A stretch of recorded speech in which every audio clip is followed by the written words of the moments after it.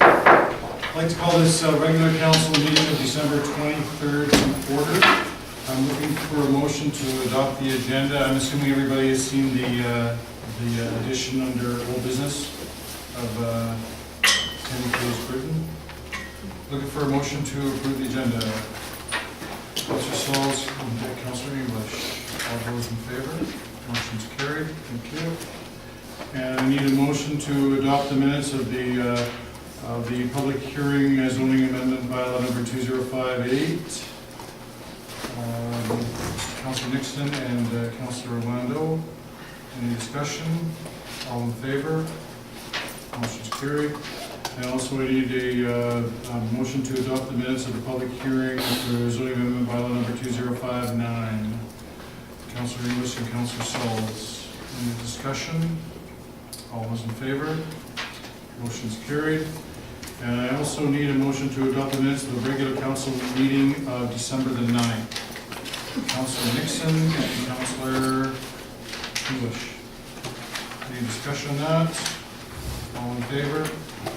Motion is carried. Next item is announcements from the mayor. Just wanted to say that I was very pleased to attend the city Christmas party on the weekend. Thanks and congratulations to all of the organizers who did a great job, and had the pleasure of presenting Diana Graham with her retirement plaque and gift. And Diana was just in her 35th year of working for the city. So, and it was her birthday, and it was her last day at work. So it was, I think there might have been a few other prizes in there as well. But anyways, congratulations to Diana.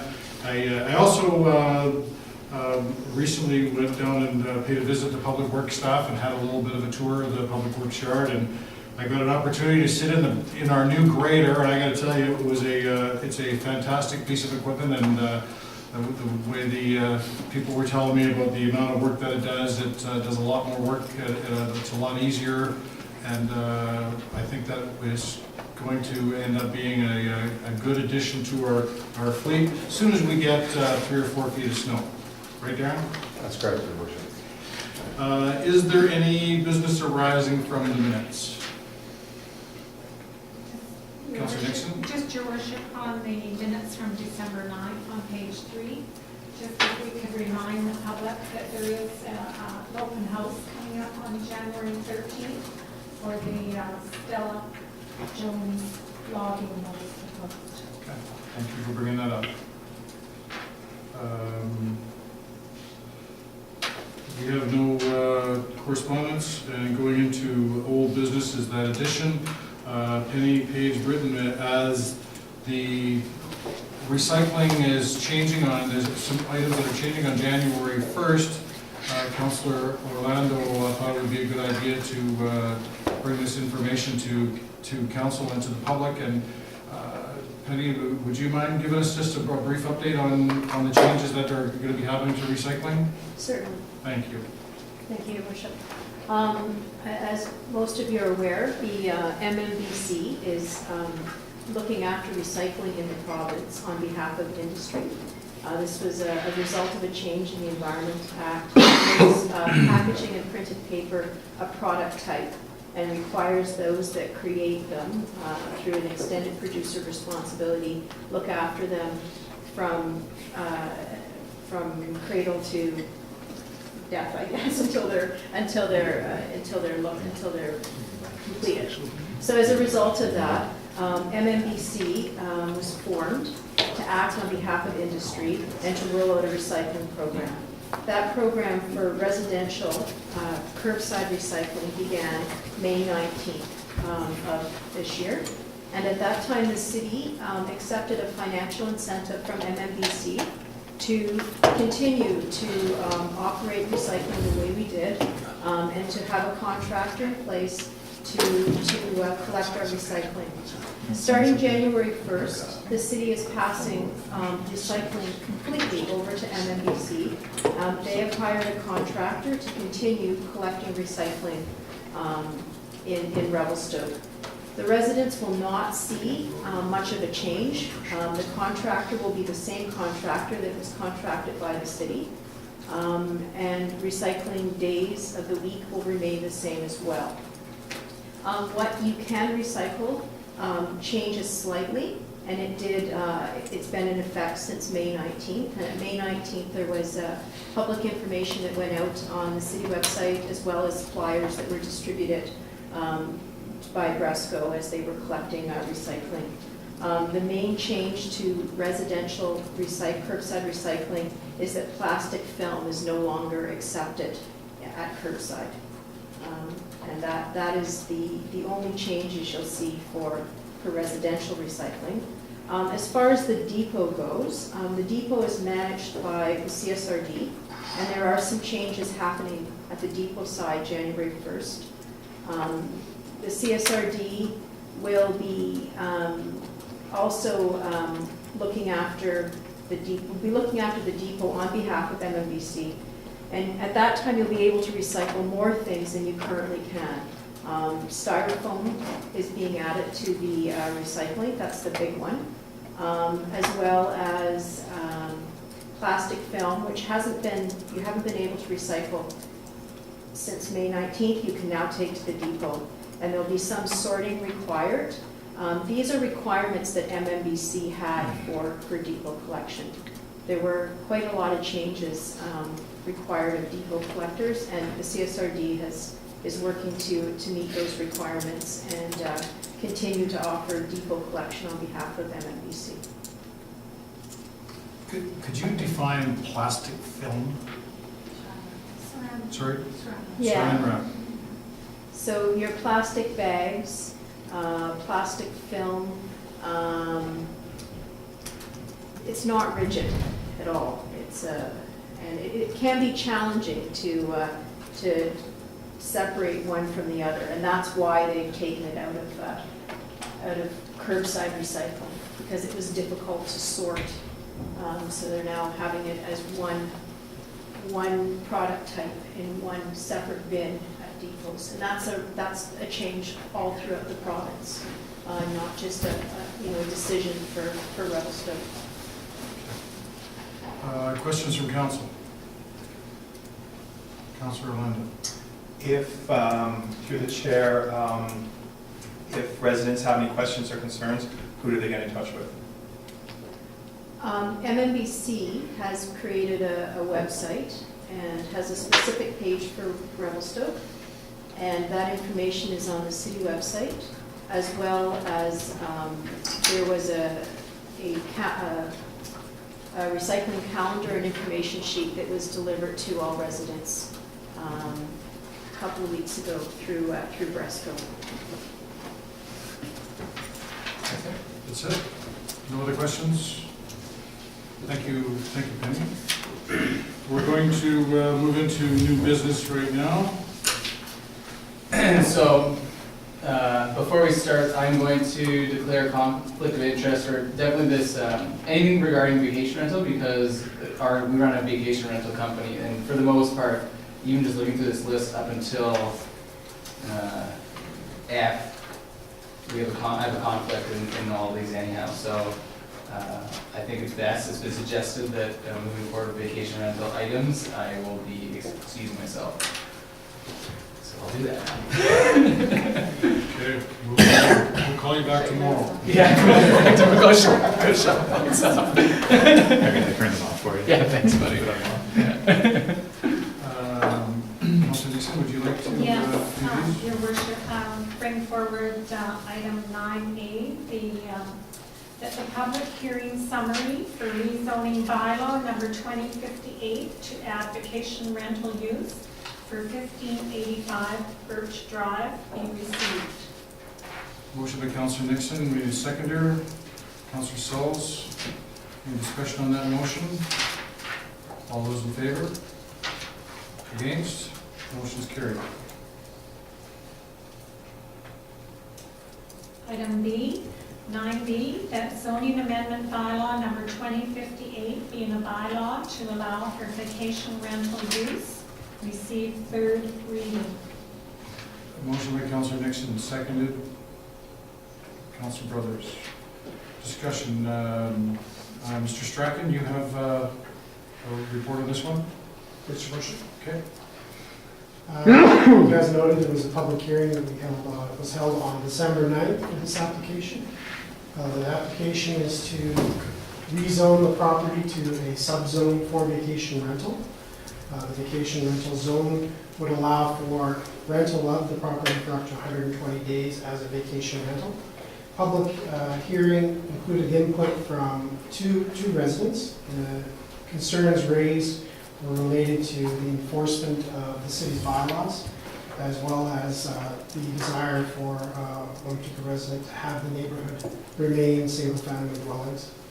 Staff response included the notice that we would be closely monitoring the vacation rentals, particularly these first few, not only for bylaw enforcement purposes, but also to ensure that the regulations are working as envisioned in order to report back to council next summer on changes or lack thereof that need to be made to our regulations. Thank you, Your Worship. Thank you. Any questions from council? Councilor Nixon. Just to reassure the public that council will be very vigilant with staff to monitor that these vacation homes are a success. And if they aren't a success, that we will follow up in a timely fashion to see that neighborhoods are not disturbed by this process. Very good, thank you. Any more questions from council on this motion? All those in favor? Motion's carried. Item 9C, zoning amendment bylaw number 2059, that the public hearing summary for rezoning bylaw number 2059 to add vacation rental use for 1000 First Street West be received. Motion's by Councilor Nixon, seconded by Councilor Sauls. Any discussion on that motion?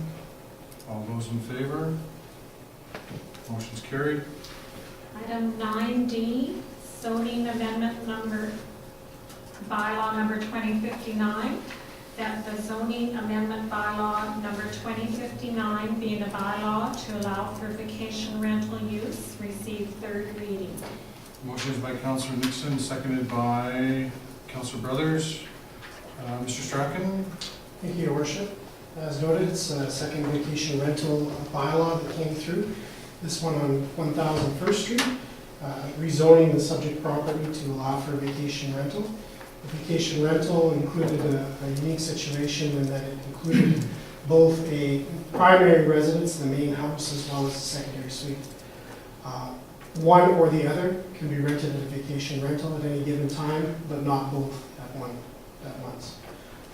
Issues brought forward at the public hearing included concerns about the parking off the lane, as well as some concerns regarding the Charles Street snow removal and the keeping of the gutters clear. I was happy to report to council today that I was out there and our operations staff have removed all the snow from that curb, and it's been plowed to the center of the road. We spoke with operations staff in advance of the public hearing as well as after, and they continue to monitor that particular stretch, not just in relation to this particular house, but also to other properties along Charles Street. Thank you, Your Worship. Thank you, Mr. Strachan. And if I recall correctly, it seems like every now and then we do have a problem in this area with drainage. So I'm getting, this isn't something that would be directly affected by having a vacation rental. It's a known issue in this area. Am I correct in that? You're correct, Your Worship. Okay, thank you. And it's good that staff are monitoring it and know what is going on. Questions from council? Councilor Rowlander? Sorry, I might be jumping the gun here. Are we going to go to discussion? That's where we are. Yeah. Because we're in discussion on the motion. Yeah, after considerable thought and consulting and trying to understand the new vacation bylaw and thinking about it, I'm not going to support this one. I think council heard from the neighbors pretty clearly about their issues. I don't know that this location is a good place for a vacation rental. It's a really complex issue in my opinion, but when I heard 6 or 7 neighbors expressing specific concerns about this one. I think it speaks to sort of a suitability for this particular neighborhood. It's pretty dense, pretty compact, and they're talking about past issues. And if we look at the agenda, I think we're going to be dealing with this issue a lot. And this bylaw is structured as it places a political decision with council to support or not support individual applications. And I think we heard pretty clearly, based on feedback from the neighbors, that they won't support this. I don't think we're dealing with a perfect bylaw, but in general, I just can't support this one. Councillor Nixon. What I heard from the neighbors is if council doesn't monitor this and do a good job of this, that we're going to hear from those neighbors. And this is on an arterial crossroad, and I think I'm pleased to hear that the staff are not working in silos. They're working together to address this particular situation with the water issue. I think that I know these neighbors and I know their concerns, but I think we need to reassure them that we're going to follow up and monitor the situation closely. Okay. Councillor Sauls. Just from my conversations with the neighbors, one of the biggest concerns was previous renters, where they ended up with a number of people. I think they counted 19 renting living in the facility prior to this being brought to our attention for vacation rental. I'm assured by staff that if we would change this to vacation rental, it would be monitored, where that sort of living addition can't go on, and there would be a certain number of people and a certain number of rooms available, and that would be it. So the problems they've had before would be abated. Councillor Brothers. Unless I think there's a problem other than just the monitoring, I think we have to trust that we will do our best job to make sure that we monitor these situations. So if a vacation rental is otherwise appropriate, then I think that's the way we should go, is trust the monitoring and make sure we do a good job. Well, I guess I'd like to throw in my 2 cents, because the biggest concern that I have is how the neighborhood is affected by these vacation rentals. And I look at the comments from the public hearing, and 50% of them were mainly about the water and the drainage, which was a problem before vacation rental. And I don't see that is a direct reflection on this proposed zoning amendment, which is changing it to the vacation rental, is going to adversely affect the drainage.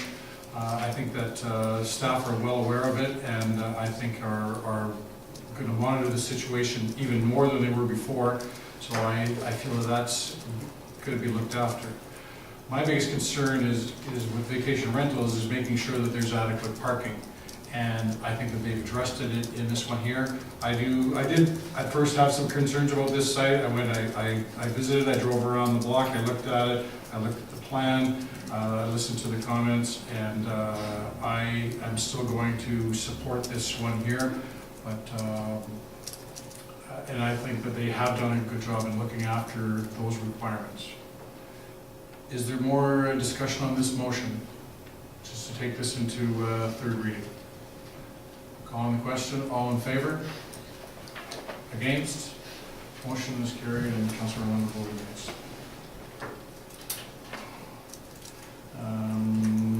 Item E. Yes, Your Worship, I'll bring forward zoning amendment bylaw number 2064, 1766 Biotechie Road, Kennedy. That zoning amendment bylaw number 2064 being a bylaw to allow for vacation rental use, receive first and second readings, and that the public hearing be held at 2:30 p.m. Tuesday, January 27, 2015 in council chambers. We have a motion by Councillor Nixon, seconded by Councillor Sauls. Any discussion on that motion? Did you have anything to report on this? No. Unless council has any questions, Your Worship. Okay. Any questions from council? All those in favor? Motion is carried. Thank you. Would you mind letting our other councillor join us? For a minute for him?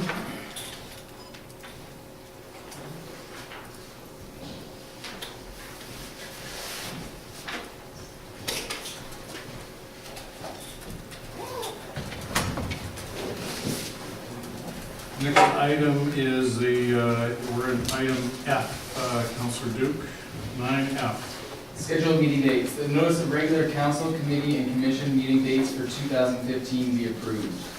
Motion by Councillor Duke, seconded by Councillor English. Any discussion on the motion? All those in favor? Motion's carried, thank you. Now, this was a motion that we tabled, was the options for local government leadership, Alderman School, as I like to call it. And the motion that we need to bring on the table is that one that was sending everybody to loan for approximately $11,000. We have other options, but we feel that the best way would be to get rid of this motion by, unless council wants to support it and approve it, but I'm thinking that we are going to defeat it, and then we would start over with the options and see what council's desires are. So I'm bringing back the motion for the original one, which was $11,000. And that's, we have a motion to approve sending everyone on this trip. And does anybody have any discussion on the motion? All those in favor of that motion? All those against? Motion is turned down. And now we have item 9G. And there's options on the table, I believe.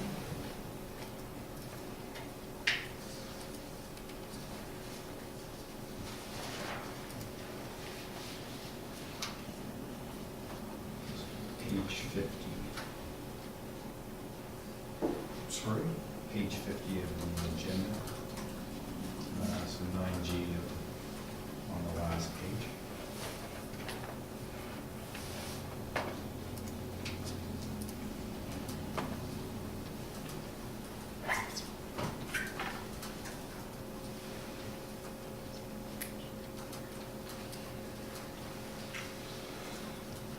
So the options are that, one that we just turned down is only new councillors attend at 6,500. We look at doing some in-house training and doing in-house with utilizing existing staff, or we could forego formal training altogether. And I'm not sure if anybody wants to put a motion on the floor, but I've looked at this and I'm kind of feeling that new councillors should attend the LGLA seminar. I think that they offer the best product, and I think that there's still going to be a cost, but when you have an almost complete change at the city council, there is going to be a cost of doing business, and part of that is spending some money to make sure that we get all of our councillors up to speed as quickly as possible. So, Your worship, do you need a motion? I need a motion. I'll make that motion that new councillors all need to attend. Is there a seconder for that motion? I can only take discussion after there is a seconder. I'll second. And you can, if you don't support the motion, you can always say that I seconded it for discussion only. But it's been seconded by Councillor Souls, and the floor is open for discussion. Who, Councillor Romano? Yeah, I support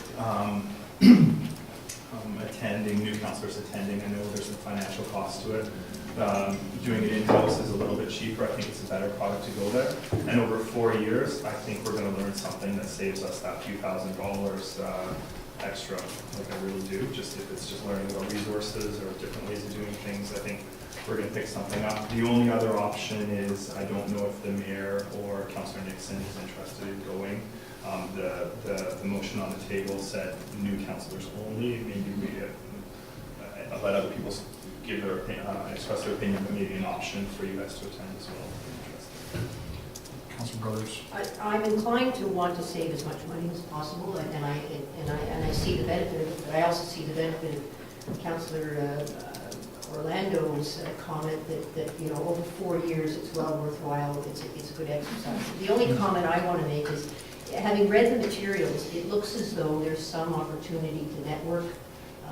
I think there's some opportunity as a council to bond, and so I only throw open the possibility that, you know, I'm inclined to think that maybe we all should go, and I don't know who else has other comments, and maybe they can sway me one way or the other, but that's the only thing I'm thinking.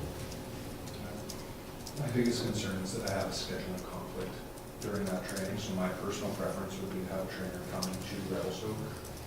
But I think that it is a great idea for the councilors to go. Okay. The other thing is that by having the majority of council going, they're going to give you a lot of that information. If we go with our strategic planning session, we may be able to just tack on some with, because it'll be that same fellow, this is who we're talking about. So my first impulse is that I think that these are, well, I attended them 100 years ago, so but they're good, they're well done, it's the information that you need, and I think that it's money that's well spent, especially with such a big change at this scale. So, and I'm kind of up in the air about whether I should go or Councilor Nixon should go. But let's just, I think we should just leave it the way it is for now. I'm looking for any more discussion on this motion. I'm just worried the wording right now is going to cut off your option to go because it was new councillors only. So maybe I suggest a friendly amendment to say new councillors with the option of Mayor McKee and Councillor Nixon to. Is that acceptable to the mover? Sure. Okay. So should I take that as a amended, vote on the amendment first, or just do a vote on the amended motion? I think it'd be best in this case to have a vote on the amendment. So we're, Alistair, I see that you have your hand up. I just don't know if it's relevant for you to be talking about whether councillors go to Cologne or not. Yeah. Thanks. Go ahead. Yeah, following to a conversation on the street yesterday, Your Worship. Thank you for acknowledging the public. I'd just like to throw in, you know, there's a thing called the internet and Skype, and people can do university degrees online. I just questioned the value of $11,000 to go to Cologne. Well, it's not. We're down to 6,500, and it may be less than that. But I think that the other value that we're talking about that you don't get on Skype is the networking with other communities and other councillors, and also spending time, the council spending time by itself and learning from each other and sharing their experiences of what they're learning at this event. So there's a lot more to it than just what you're reading in black and white, but I appreciate your comment. Okay. We have an amendment to add on Councillor Nixon and the option to add on Councillor Nixon and myself to this, whatever you want to call it, symposium. So we're voting on that amendment. All those in favor of the amendment? Now we're going to vote, and it was passed, we're voting on the amended motion to send a reduced number to Kelowna, $6,500, plus the option of sending 2 more. Is there any discussion on the amended motion? All those in favor? Motion's carried. Thank you. Item 9H, signed by number 2054. Councilor Lando. Yeah, that signed bylaw number 2054 being a bylaw to regulate signs received third reading. Moved by Councilor Lando, seconded by Councilor Nixon. Discussion on the motion. Further discussion? Go ahead.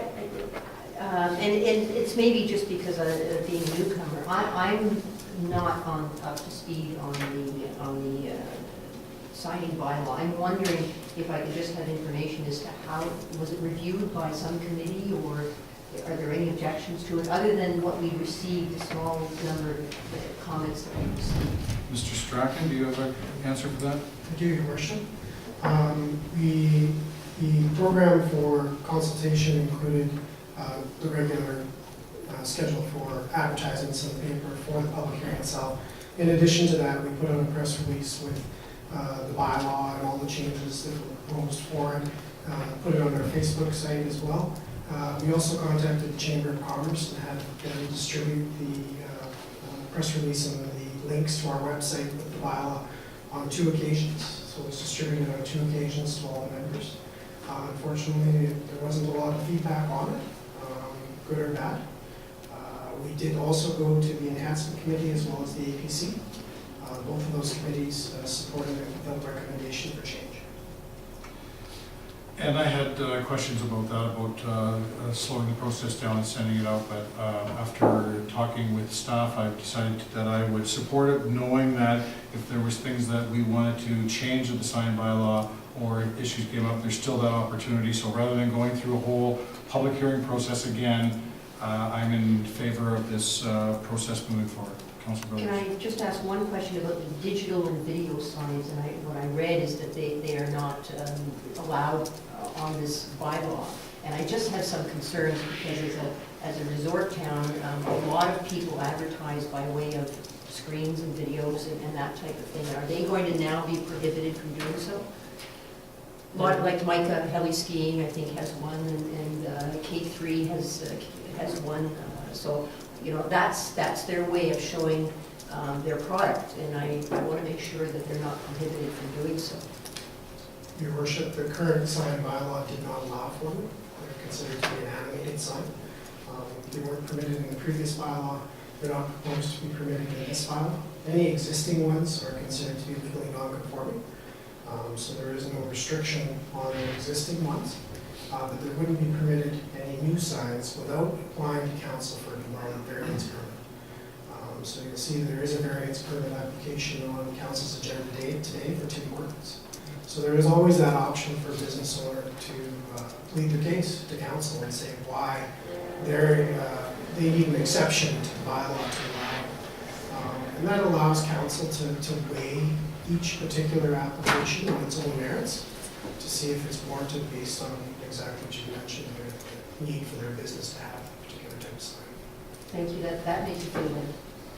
That's what we're here for, to make you feel better.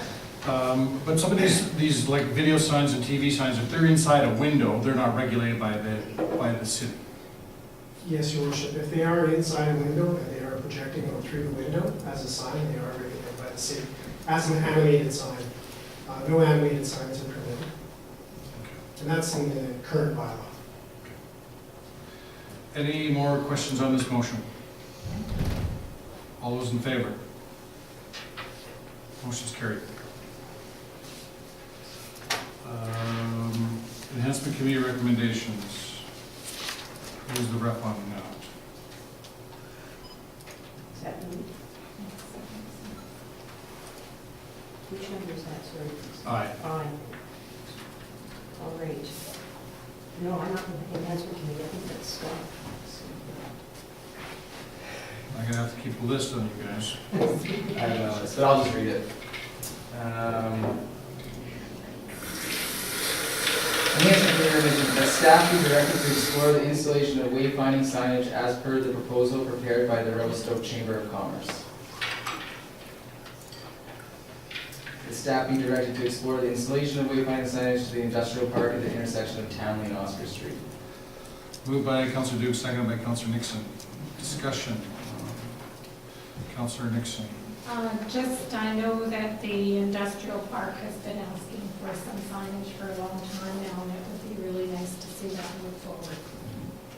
Councillor Brothers. Only question I had is why is it suggested by staff that the industrial park be approached to cover their own costs when all the other costs are being covered?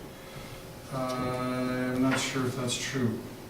It seems to me that the directional sign on Victoria Road, all the individual businesses will pay into that advertising there.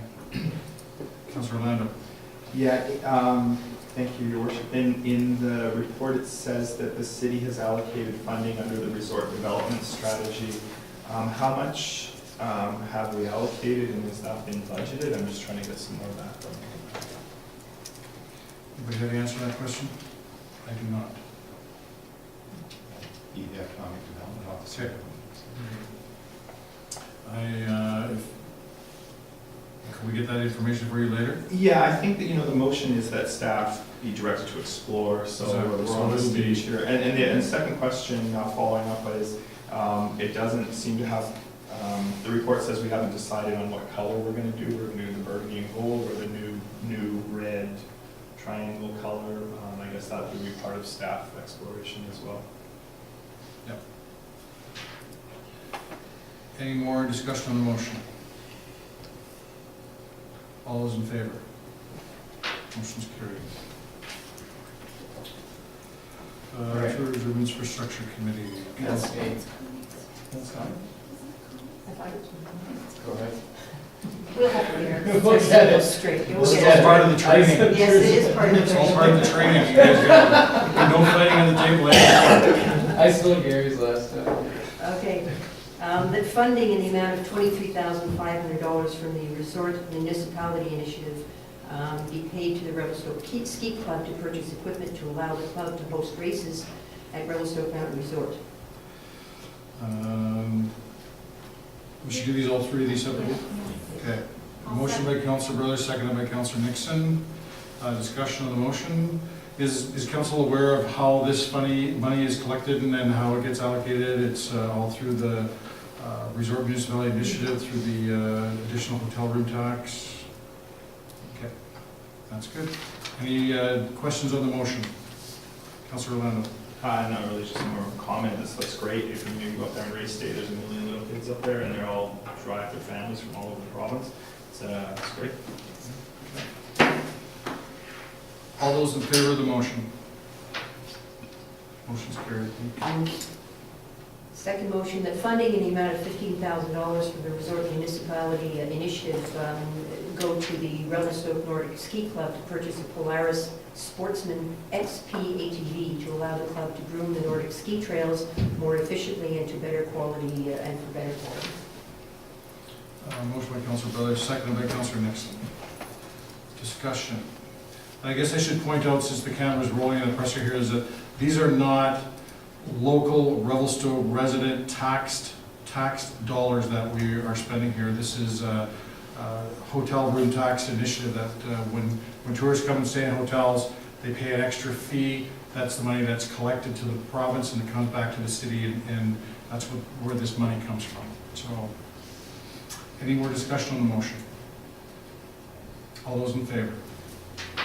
Motion's carried. Thank you. The third one, that funding in the amount of $40,000 from the Resort Municipality Initiative funds be paid to the Revelstoke Railway Museum to assist the museum to upgrade 2 important exhibits at the museum. Motion by Councilor Brothers, seconded by Councilor English. Discussion on the motion, Councilor Nixon. Yes, I had a question about this $40,000 going to the Revelstoke Railway Museum. If you look at the report, they were asking for $30,000 for one exhibit, and they were asking for $20,000 for the second exhibit. And the second exhibit was kind of nebulous in its report. So I'm wondering if they were giving $30,000 for the Chinese exhibit to come back to Revelstoke and have a permanent I home. think I which got an is email good. on this. Because I think that there was some money already applied and collected from the Economic Opportunity Fund for this project. So that's why the amount is different.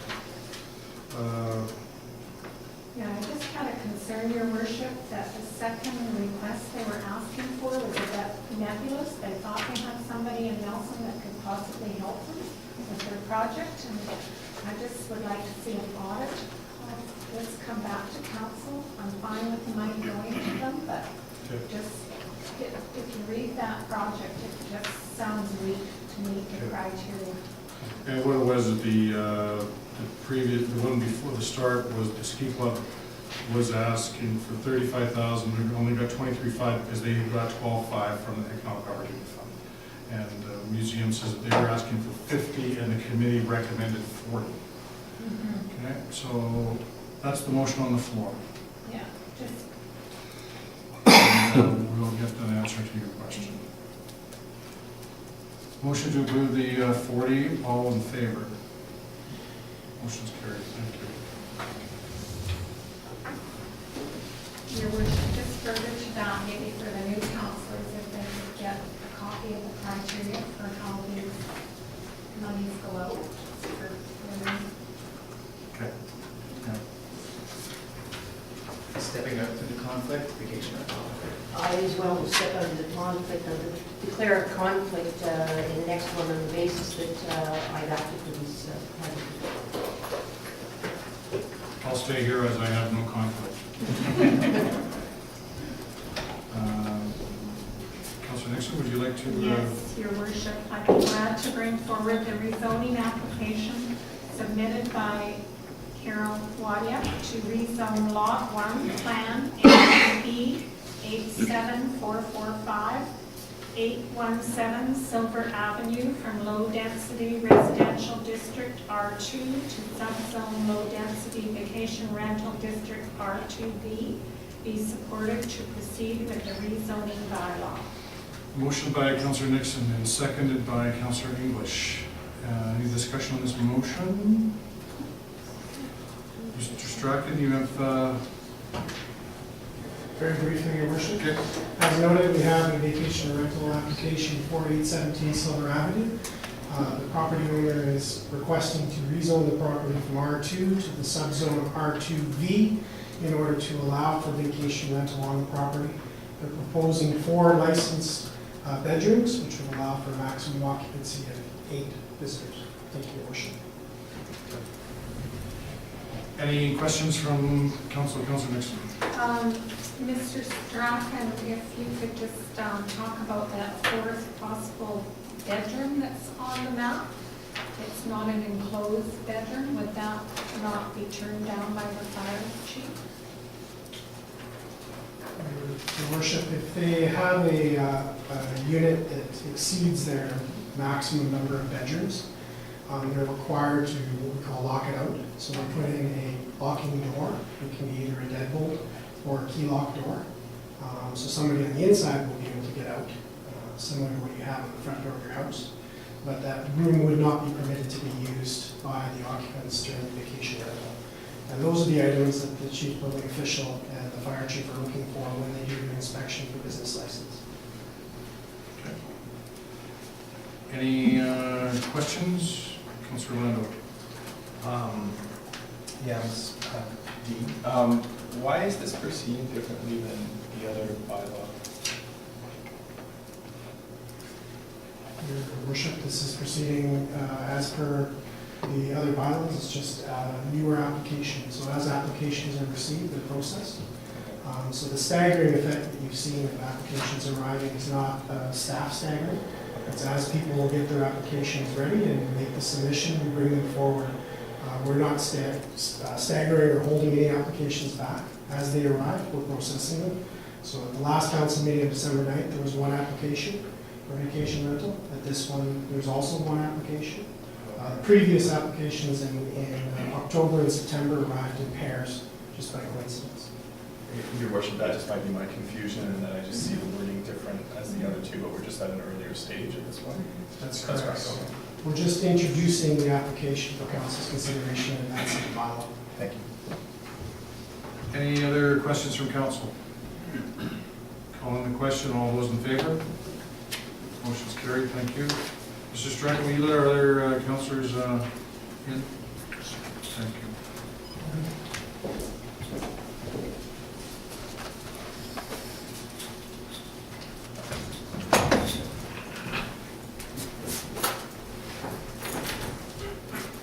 We're at item L, development variance permit 2014-14.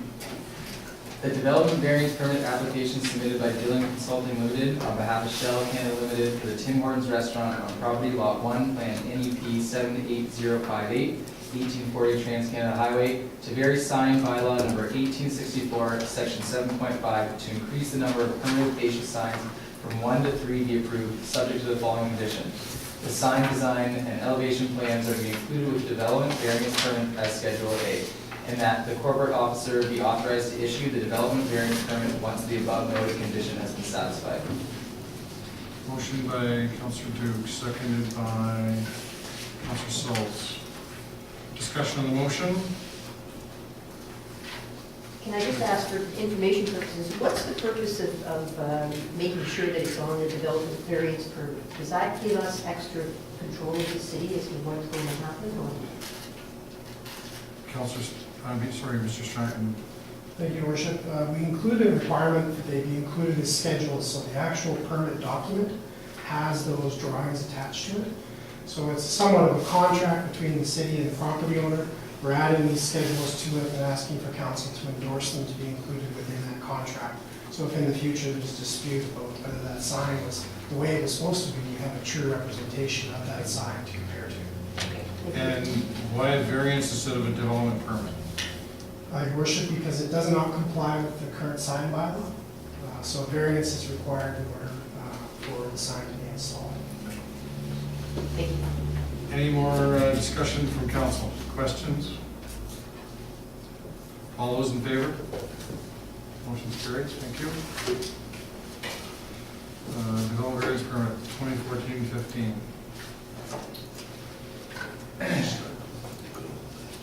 That the zoning bylaw text amendment application submitted by Mount Baby Brewery to aid microbrewery as a permitted use in We're just going to go to M. N. Sorry. You'll get that in the school, don't worry. That the development variance permit application submitted by Matthew McCaw for the property lot 9, plan 649-111 First Street to vary zoning bylaw number 1264, section 5.12C, to reduce the minimum side yard setback from 0.75 meters to 0.46 meters, to sanction the sitting of a recently constructed open front porch be approved subject to the following condition. The site plan, construction drawings, and the photo are to be included with the development variance permit as Schedule A, and that the corporate officer be authorized to issue the development variance permit once the above noted condition has been satisfied. Motion by Councillor Duke, seconded by Councillor Nixon. Discussion. Councillor Nixon? Just if Mr. Strachan could reassure the public that this sliding snow off this porch won't be going into the neighbor's yard. Your Worship, as you'll note in the final figure in the report to council, that the front porch actually slides towards the front of the property, so towards the street side. You can see the adjacent neighbor's fence on this side here, and this is the tight property line that they're seeking a variance for. Any snow coming off the roof would fall into the subject property's front yard. Any questions from council? Motion's on the floor. All those in favor? Motion's carried. Thank you. So, you want me to read out I'll read obviously the bylaw here, but the small text right by it, do you want to introduce that, or am I going straight into it? So N, zoning bylaw text amendment application. I'm confused. I don't know where we are. Okay, we're at N, Yes. because I just did M. So it was N before. Should I just start right from the letter and start from the get-go, or do you introduce and then I read the motion? Whatever you would prefer. You can just go right into I'll just give her. give her. Zoning bylaw text amendment application 2155 Oak Drive, Mount Baby Brewery Co. The zoning bylaw text amendment application submitted by Mount Baby Brewery to add microbrewery as a permitted use in the Highway Commercial District C4 and amend the definition for microbrewery to increase the number of hectoliters per year permitted from 7,500 to 15,000 be supported to proceed with the amendment bylaw. Motion is by Councillor Duke, seconded by Councillor Nixon. Discussion on the motion. Do you have any comments on this, Mr. Strachan? No, Your Worship, other than the brewery has been looking for a location for quite some time, and has found a location. However, the zoning requires these amendments in order to allow for the particular property that they're looking at to be usable. Thank you, Your Worship. And I'm assuming the reason is that when this category was drawn up, nobody thought to add in microbrewery. Is that the reason? Yes, Your Worship. This zoning bylaw dates back into the 1980s, prior to microbreweries being a common occurrence. So it wasn't likely envisioned at the time that the bylaw was drafted. but it would be something that would be fairly standard now. Yes, Your Worship. Questions from council? Councilor Souls. This application, Mr. Strachan, have they purchased this property at this point, or if we give approval, they'll have a chance to purchase this property, or do you know? Your Worship, they have not shared the specifics of their sales contract. Normally, somebody who's potentially purchasing will put a condition of the sale that they receive the zoning that they need prior to moving forward with completion of the sale. That's likely the scenario in this case, but the property owner nor the applicant has disclosed that to the city this time. Thank you. Councilor Orlando. Your worship, through the chair, I know that Mount Bakery Brewery's efforts to expand have been fairly high profile, but I guess from a staff perspective, if we could ask Dean just for a little bit of background, more on the zoning and the technical of getting to this point. Your Worship, the particular use is conducive of the highway commercial corridor. It is oriented towards attracting people into the community. As Councilor Orlando has alluded to, there is a desire to have those types of uses located in the downtown, which would bring more people into the downtown of the city. However, drawing people off the highway to stop at any point for attraction is a positive for the community because there's a filtering effect of those travelers filtering into the community and staying longer and experiencing more of what Revelstoke has to offer. This particular application is a limited number of properties that are conducive with this type of a use. It has an industrial side to it that really necessitates it be somewhat separated from residential uses, certainly not directly adjacent to residential uses. Again, that's a preference thing as far as smells that are associated with the brewery, especially at certain points in their process. This location works for highway connectivity. Isn't ideal for particularly downtown development. However, there's very limited parcels in the downtown that it wouldn't create conflict with as a use. Thank you, Your Worship. Yes. Just a question, the entranceway would be off Oak Drive and not off the highway directly, right? That's correct, Your Worship. Any other questions from council? Motion's on the floor. All those in favor? Motion's carried. Thank you. Item O. Councilor Rose, you want to do this one? Motion that the city contract with Click Fix to implement service request software at a cost of $6,000 US. I have a motion on the floor. Councilor Brothers, we need a seconder. Councilor Souls. Discussion. So, yes, Councilor. I'm not too sure, I'm not that computer savvy, but does this improve city services, A, such that the cost is warranted, and B, is it going to create more work for the city? Are we? That's, I'm not sure who would like to answer that one. Your Worship, Mr. Strachan has a small presentation. Oh, he does? Oh, okay. Hopefully I can answer some of those questions. So C-Click Fix is a web-based tool that the city has been looking at in regards to how we can engage the community more in services that are existing in the community, as well as how can we improve service to the residents here. So this particular application is, like I mentioned, a web-based application. It's loadable onto iPhones, iPads, as well as can be accessed through the internet on our website. So for a mobile app similar to an iPhone, you would simply go to the City of Revelstoke's website, you click on the C-Click Fix icon, it would take you to load the application onto your iPhone, and then you become a user. And you can load anything that you identify in the community onto that system.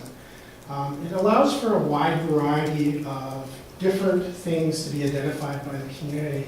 everything from a down street sign to a street light that's out to a pothole, and it allows you to geo-reference those particular items. So, smartphones have a system, it's like a GPS system, and they allow you to tell you where you are in the world. So the way the system works, and we'll have a brief video that shows you actually how it functions, but the way it works is it uses that technology to allow you to, if you're standing on a corner, be dropped on that map as your location, and can apply information about that location that you have concern with. What's really neat about C-Click Fix is it allows for you to also see what's also being reported. So you can see in this particular slide here, you can see all of these different drops that have been made. So if you're standing in a playground and you see that a slide is broken and you turn on your C-Click Fix, you'll automatically, based on your location, see what other things have been identified in that location. So you may see that the previous users identified that the slide has a crack and needs to be repaired, and that operations staff have responded that they intend to repair that within the next 3 or 4 days. And then you can add your comment to that, or you can just almost like a like, which just adds you to that pile and adds a number to those icons. So you can have upwards 50, 60 people say the same thing and it will show on the map. It has a very wide range of options as far as what people are allowed to select. And these keys feed back into a system that's held by their operation. So it's back into the cloud. It's not data that we hold within our system, but we have access to the back end of it.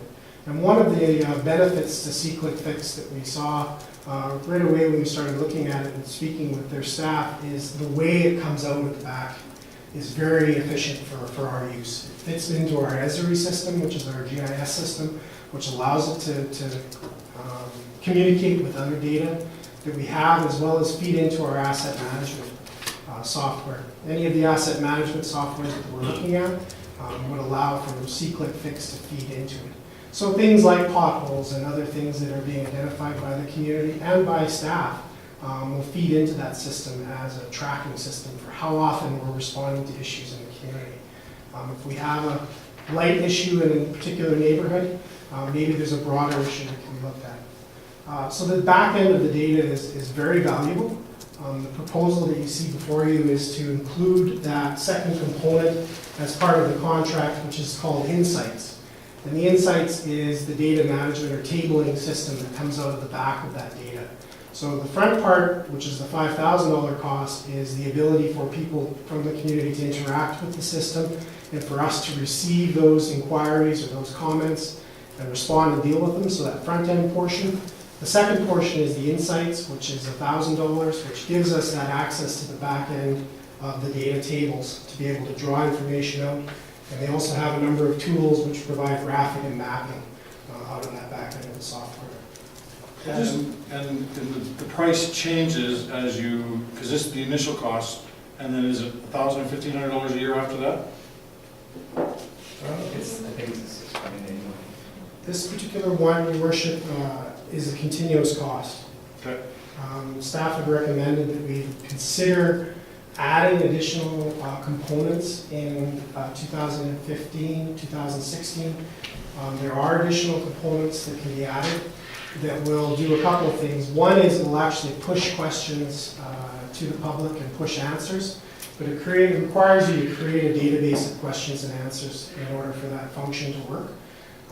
Staff at this time felt that it was probably a better bite of the apple for us to take to get this in operation, get the community engagement, and then look at that option with council in the future. Questions from Councillor. Councillor English. Through the chair, Dean, how fast is the adoption rate from other municipalities that are utilizing this? Like, how quickly is this being adopted to their iPhones or Samsung phones? Or As far as how much is being used, I think you get a sense, of course, you get it from a salesman, that it's very fast absorption rate. Having seen the number of users that some of the larger municipalities have, particularly in the States, they're in the thousands. And there's a couple of characteristics to it that are kind of interesting, that became quite important in our recommendation. One is you automatically have a monitor from the C-click fix that continually monitors this particular account. And what that means is that there's a 24/7 monitor of activity. So if someone attempts to load 300 complaints, they have somebody who will actually monitor that on the system, lock out that IP address, and notify you. Other applications that we looked at would only notify you. Right? So it's a very different scenario when receiving an email from the system saying that we've locked out this IP address because they're trying to shut your system down. That's a very different scenario than receiving a 2 o'clock text telling you your system's about to crash because somebody's overloading it or not doing anything about it. So that's a very important characteristic that C-click fix offers, is that continual monitoring. The second thing that's kind of a neat feature is it has an ability for people to be recognized for their contribution. So you collect a point system with C-click fix. So if you're registered as a contributor, and you have that option, you can either respond as an anonymous, or you can respond as a registered contributor, and you're acknowledged for your contributions. So if you make you get so many points in the system for, say, identifying an issue, then you get additional points for having provided a photograph of that issue. And you get additional points again if you've given the location of that. So there's definitely some characteristics that are unique, and encourage the community to participate. I think a lot of it would really rest on how much promotion is given to it and how aware people become. Through the chair, that's a follow-up. I'm looking at the base package, and is there a marketing component that comes with that where we would be rolling this out to the citizens saying, we want you to be taking part in this? That there must be a type of marketing that comes with this base package. Sir? Your worship, it's not actually done by C-click fix. It would be up to us, and we utilize staff resources. And we have Dawn that can help us with that communication with the community.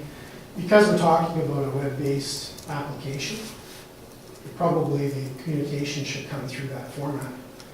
And it's an opportunity to engage a wider range of people in the community. And a lot of that communication will happen in that way. Councilor Williams. Through the chair, where is this information going to be received? Does it come directly into Public Works, or does it filter through a bunch of people, or? That's the neat thing about it, is it depends on how you set it up. So as we do the first couple of months, we do a setup with C-click fix. So for example, we've got a picture of a street light here. We say we're going to walk out on my front doorstep and I look up and I notice that the street light isn't operating at that particular location. I can go onto my iPhone and I download it before the meeting. It takes about 2 minutes, same as any other regular application. Download it on my iPhone, I click on that icon, and it's asked me a series of questions. Now we get to ask those questions. We create those questions that get asked. So you have a pick list of items. So you can go down that list and you click streetlight. Well, that automatically has given a type to that inquiry.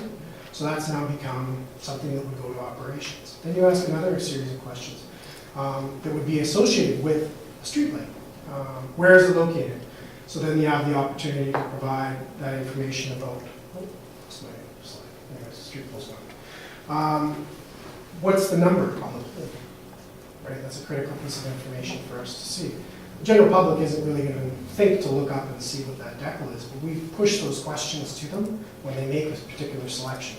So if they selected a fire hydrant, same thing, the question would come up.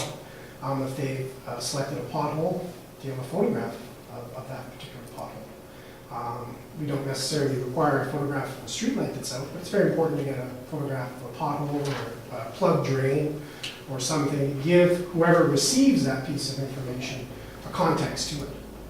So yeah, it's the way those are loaded. So if it's a question about a streetlight, it's going to go to operations, and that information will go directly to them. It'll come to them, and then they have to put in a response to that. So as it comes to them, they provide a response. Operations staff will review it. Now those responses can be automated as well. So it can be a 24 hours response. So automatically, if it went to operations, they would receive a response. Thank you very much for your submission. We've received it. Operations staff will be reviewing it, anticipated time, and these are the types of things that we include as under this specific item. How long does it take generally for us to respond? we'll be responding within the next 4 to 5 business days to address this issue, or 2 to 3 business days, or whatever we load in to respond to it automatically. So the person that sent it in will get back an email telling them, listen, we've got your response, we've got your inquiry, and we are going to be dealing with it. Then it appears on their map as one of those pin drops. It's now there. So anybody else that has that C-Click Fix app will then be able to see that somebody's complaining about that particular item. But we don't need to retain or hire another employee in order to administer this in any way. No, and it's a very important feature of these types of systems is that it's in the cloud. There isn't a data system that we are managing or handling, and it interacts with all of our equipment that we use today. There's no special equipment required. And there's additional capabilities to it that we haven't yet explored. For example, staff themselves. So if one of our operations staff is out and identifies an issue, they can do the C-Click Fix function on it without it being shared with the outside world.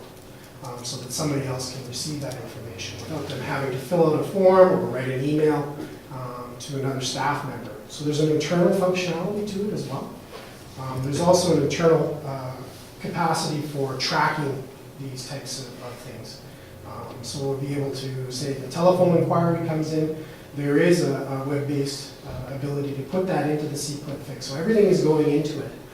Whether it's coming in by telephone or somebody arriving at the counter, staff will still be entering it into that same system so that the data is being collected on this information.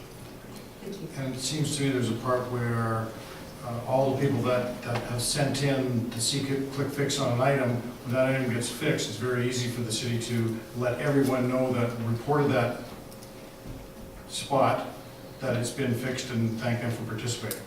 Absolutely, Your Worship, and it also allows them to do it from the field. So the operator who's on the project, the foreman that's on the project, will be able to use their iPhone to actually send that information. As soon as they do it, it'll automatically go back to the people that put in on that comment, and disseminate back to those people that it's been addressed.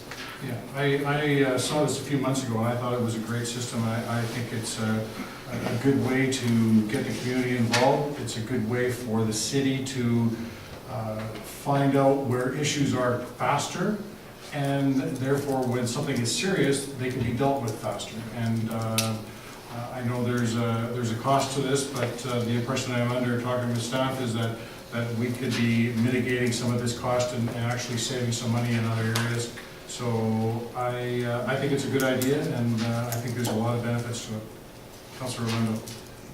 Through the chair, just one more question, and I was waiting to ask exactly that. Will this save us money, and is it possible to estimate how much that will be? Your Worship, it is not possible to estimate how much savings we will have. It's hoped that we will have savings, especially over time. But the value of community engagement in our processes should be measured as well. And having more of the community involved in what we're doing on our streets and in our community is a value as well, and hopefully we weigh in on the decision. Hope is a good thing. Mr. Palmer. Your Worship, just further to that question, and Councilor Brothers also on costs, I anticipate that this will be, there could be significant service level changes resulting from this.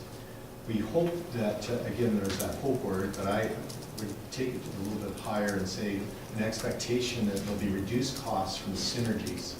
So for example, streetlights, when we have that information coming in, will be more efficient on how we're doing replacement. So I anticipate and expect that there will be some reduced costs on how we do manpower, and also the sending out of crews to look after items should be more efficient. I would also anticipate that we will be able to mitigate risk from lawsuits, or there be a better defense because we have better logging.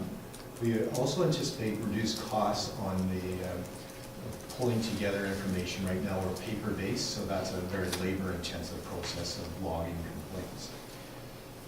So having said that, those things where we have potential for reduced costs, I also think that we're going to have a much higher expectations from citizens, so a higher, more timely response.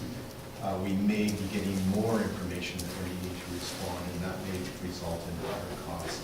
and that has made it hard to predict at this point. Okay. Councillor Nixon. I think this is all good, Mr. Strachan. I just caution about freedom of information and privacy, that, neighbors are not going to turn into vigilantes. And will this tie in with the commissioners and the parking issue? Because that's really where we start with problems in the winter, where the fire truck and the ambulance can't get down into Hay Road subdivision because of the parking issue of a rental house.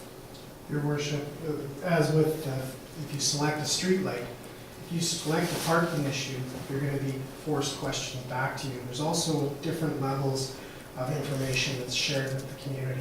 So if you are making a bylaw complaint, you're automatically going into a series of questions that won't be posted, nor will your post be put on as a pin on the map, because there's privacy issues, exactly like you mentioned. So we have that ability to have some be anonymous as well as some be public information. Now, we require those people to provide their contact information and their name and so forth, and the information about the complaint to us.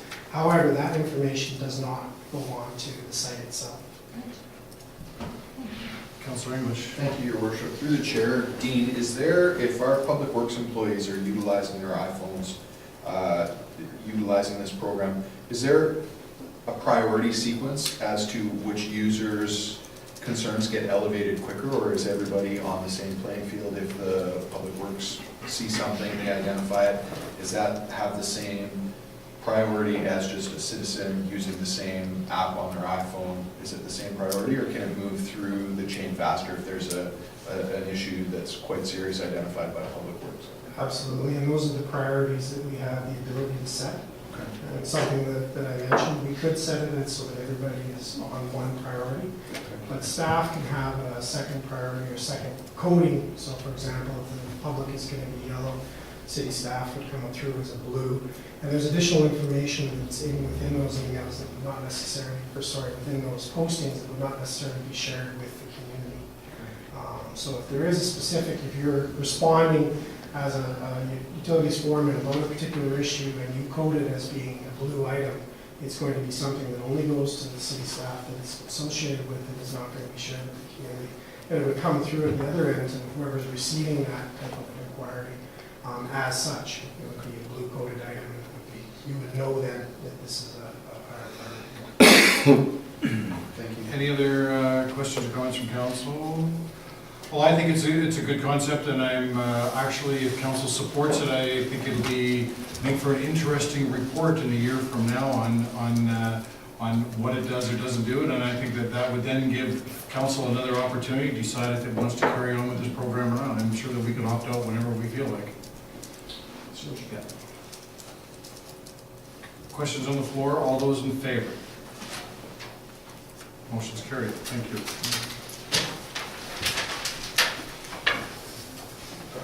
This would be an admin. I'll bring forward this one, Your Worship. That council reaffirmed its prior direction to staff to ensure the old RCMP building, that's the Visual Arts Center, is insured at actual cash value. And Okay. Motion by Councillor Nixon, made a seconder. Councillor Duke. Councillor Nixon, you wish to speak to this? Yeah, just background on this. When the Revelstoke Visual Arts Society obtained occupancy of the old RCMP building approximately 10 years ago, the incumbent council at that time provided direction to staff that the city would not be responsible for any ongoing costs associated with the building, including replacement. And that lease with the society with the city reflects this intention. And the society has done a good job of managing that building, and that building is depreciated to zero value in the city. And I spoke with the chairperson of that society today to make sure that their new directors are aware of this lease that only insures them for less than Discussion on the motion. Councillor Brothers. These things always make me nervous, and that's my lawyer bent extra cautious, but I just don't quite understand. We can get insurance, but not replacement value, but what do we get for our insurance? Is it just a maximum of $750,000, or what is it? Not sure. Oh, sorry, I didn't see it over there. Hand up. So yes, the insurance value would be 750,000. That's what you would get if it were to burn to the ground. And the replacement cost of that building is estimated to be $5 million?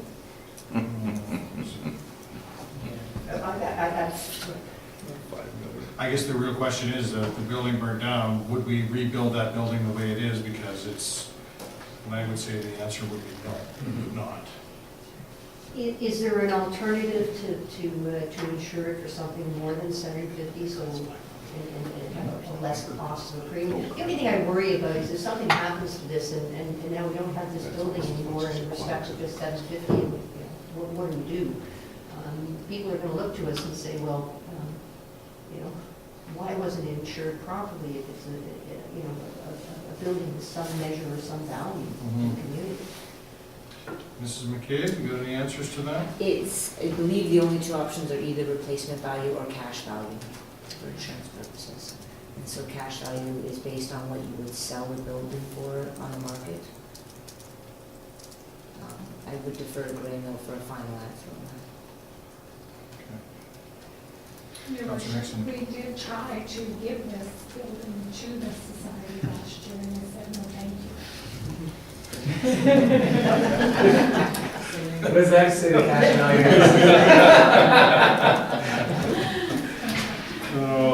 Well, there are a bunch of smart people down there, I can tell you that. They are a very good society. So is the insurance run, is it due now? No. No, this is something that can be changed if we decide to change it. What would you like to do? Would you like to get more information, approve this now, and then get more information, because it could be changed after? I think that's the way to go about it, but I think we should keep it in our thoughts as to what can be done with this, because as I said, it reminds me, it's akin to our fire truck that got into trouble, we had insurance on that, and then what do you do? It's a problem. Any questions from council? Your Worship, I would suggest that if we can check in to see if we can insure it for, say, 1.5, if that's an option. I know that it might not be, but it would be something that we can look into, because I think that would be enough to build an art center similar to what the 80 they have, but it would be better than 750. And it probably wouldn't jump the premium by that much.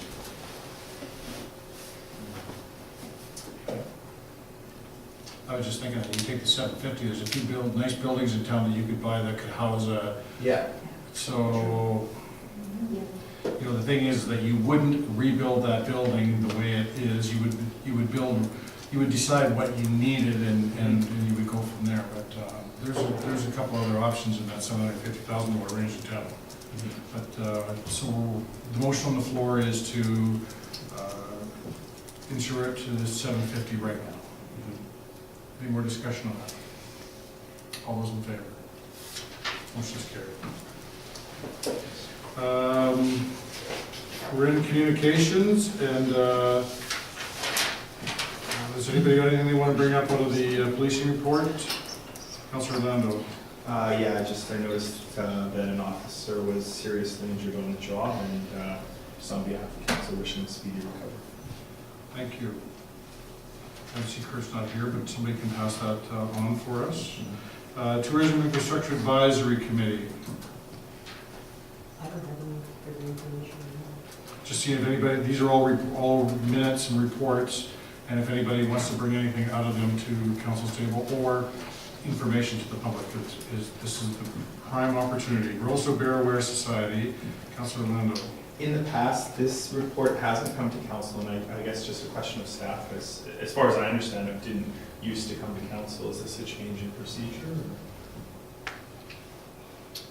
Your Worship, I'll refer to Dawn on that. Do we know the answer to that? Yeah, Your Worship, we are just trying to open up communications with Bear Aware so that council is more aware of exactly what's going on. So we suggested that their minutes, and she's added a report as well, be included on the agenda. Trying to make us more Bear Aware. I did go to the Bear Aware Committee meeting last week. They were very welcoming, very happy partners there. I think that we can build a very nice bridge with the Barrow community. And that committee, they're very well put together, very well organized, and really happy that everyone's in attendance. Okay. Looking forward to the next one. Community Housing Society minutes. Youth Advisory Committee minutes.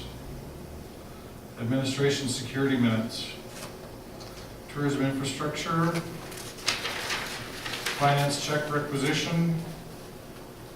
Southern Ontario Local Government Association call for nominations. Councilor Lando. Your worship, yeah, there's two calls from the next two items are from Silga. And especially the item J, how are we going to deal with resolutions, but I guess also nominations. Is there an identified process for these, or what is council traditionally done? Well, it's, if everybody, any councillors have the desire to sit on the executive for the Local Government Association, or the UBCM, which is Union of BC Municipalities, but the resolutions, we always have that under advisement. If there's things that, in the past, we've always done issues with Trans-Canada Highway. Sorry, did you have your hand up, Teresa? No, Your Worship. Oh, okay. Anything that we think is important on a local, regional, or provincial level, it goes through the process. And does it have to go through Silga to get to UBCM? Yes? Yes. Okay. So if we have an issue, let's say 4-lane Trans-Canada Highway, for example, if this council want to make a resolution that to push the provincial government again to the federal, this is the process that we would start to get it up to a higher level. Okay, so that's kind of the Coles Notes version, but when you guys go to Alderman School, you're going to learn all about this stuff. Councilor Orlando. Yeah, I guess just for, on this one, on item I, with the call for nominations, does council want to try and get together and put someone forward, or just over having 4 people saying, putting their hat? It's more on if you've got the personal desire to be running for this type of office, it's just it's more travel, more meetings, and more work, and I'm not into it. I have enough. Okay. But it's not. It's personal. It's not something that council gets together and say, let's get somebody to go, and it's what each individual wants to do.